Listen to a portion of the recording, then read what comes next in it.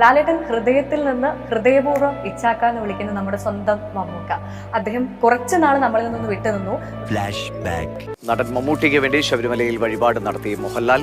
മുഹമ്മദ് കുട്ടി എന്ന പേരിലാണ് ഉഷപൂജയ്ക്കായി മോഹൻലാൽ തിരുവിതാംകൂർ ദേവസ്വം ബോർഡിൽ പണമടച്ചത്. അതൊക്കെ മലയാളികൾ കണ്ടത് നിങ്ങൾ രണ്ടാളും തമ്മിലൊരു സ്നേഹത്തിനെയാണ്, അല്ലെങ്കിൽ ഒരുമിച്ച് പ്രവർത്തിക്കേണ്ട രണ്ടുപേര്, അല്ലെങ്കിൽ അത്രമാത്രം അടുപ്പമുള്ള രണ്ടുപേര് എങ്ങനെയായിരിക്കണം ഞങ്ങളെ കാണിച്ചു തന്ന ഒന്നാണ്. എന്റെ സഹോദരങ്ങൾ വിളിക്കുന്ന പോലെയാണ് ഞാനെന്നെ സംബോധന ചെയ്യുന്നത്. ഇച്ചാക്ക.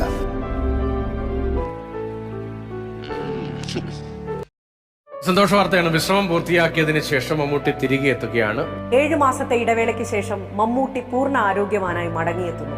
അവസാന പരിശോധനാ ഫലവും അനുകൂലമായതോടെ മെഗാസ്റ്റാറിന്റെ മടങ്ങിവരവിനെ ആഘോഷമാക്കുന്നു സിനിമാ ലോകവും ആരാധകരും. ഞങ്ങൾക്ക് തീർച്ചയായിട്ടും നിങ്ങളുടെ ഒരു ഏറ്റവും അടുത്ത ഒരാളിന് വേണ്ടി പ്രാർത്ഥിക്കുന്നതിന് എന്താ കുഴപ്പം? അതിനെ തെറ്റിദ്ധരിക്കുക എന്ന് പറയുന്നതിലാണ് സങ്കടം. അല്ല, ഒരുപാട് പേര് അതിനെ തെറ്റിദ്ധരിക്കാൻ സാഹചര്യം ഉണ്ടാക്കി. അതിൻ്റെ ഒന്നും കാര്യമില്ല.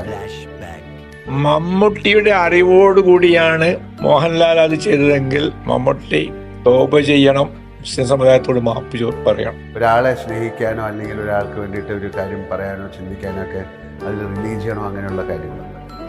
നിങ്ങളെപ്പോലെ ഈ ലോകത്ത് നിങ്ങളെ ഉള്ളൂ. അതുകൊണ്ട് നിങ്ങൾ പിണങ്ങരുത് ഒരിക്കലും. വളരെ സന്തോഷം. ഈശ്വരനോട് എല്ലാ ദിവസവും പ്രാർത്ഥിക്കുന്നു. ആ പ്രാർത്ഥന കേട്ടതിൽ ഞാനല്ല, എത്രയോ ലക്ഷക്കണക്കിന് ആൾക്കാർ അദ്ദേഹത്തിന് വേണ്ടി പ്രാർത്ഥിച്ചു.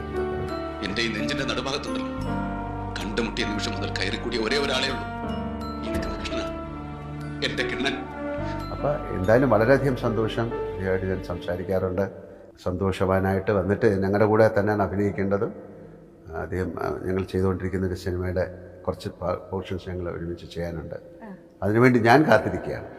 ഈ ഹരികൃഷ്ണന്മാരെ ഒന്നിച്ച് നിൽക്കുമ്പോഴുള്ള പ്രൗഢിയും പ്രതാപവും ഒക്കെ എന്നും ഇങ്ങനെ കാണണമെന്ന് ഈ സുന്ദരൻ വക്കീലിന് ആഗ്രഹമുണ്ട്.